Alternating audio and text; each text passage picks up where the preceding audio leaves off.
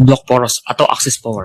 Adolf Hitler. Hitler adalah aktor utama pemicu Perang Dunia II di Eropa. Invasi Polandia tahun 1939 dilakukan secara sadar dan terencana dengan tujuan ekspansi wilayah dan dominasi rasial. Ideologi Nazi menggabungkan nasionalisme ekstrim, antisemitisme, dan militerisme. Negara sepenuhnya dimobilisasi untuk perang total. Keputusan strategis Hitler yang mencampuri operasi militer seperti menyerang Uni Soviet saat perang dengan Inggris belum selesai menjadi salah satu faktor kekalahan Jerman. Benito Mussolini. Mussolini membawa Italia ke dalam perang bukan karena kesiapan militer, tapi ambisi politik. Italia bergabung dengan Jerman demi status dan pengaruh, namun berkali-kali gagal di medan perang seperti Afrika Utara, Balkan, dan Mediterania. Ketergantungan pada bantuan Jerman menunjukkan lemahnya struktur militer Italia. Mussolini akhirnya dijatuhkan oleh rakyatnya sendiri sebelum perang berakhir. Hirohito. Hirohito adalah kepala negara Jepang selama perang. Secara formal ia simbol, namun sistem Jepang membuat keputusan perang tetap berjalan atas nama kaisar. Ekspansi Jepang di Asia Timur dilakukan atas legitimasi kekaisaran, termasuk agresi ke Tiongkok dan Asia Tenggara. Setelah kekalahan Jepang,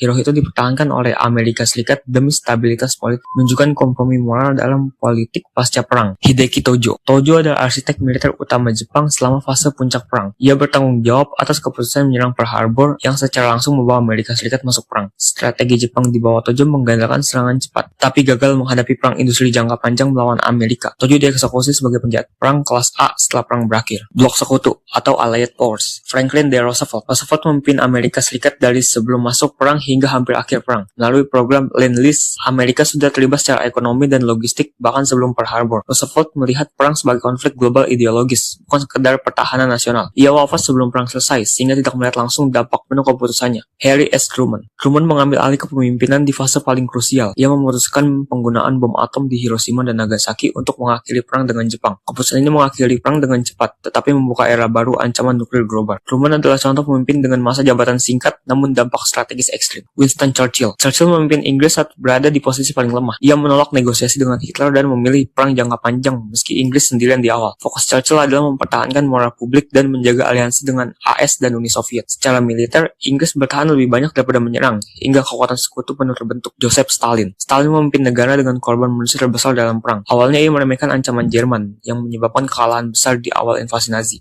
Namun Uni Soviet kemudian menjadi kekuatan darat paling menentukan dalam menghancurkan militer Jerman. Kemenangan dicapai dengan biaya brutal.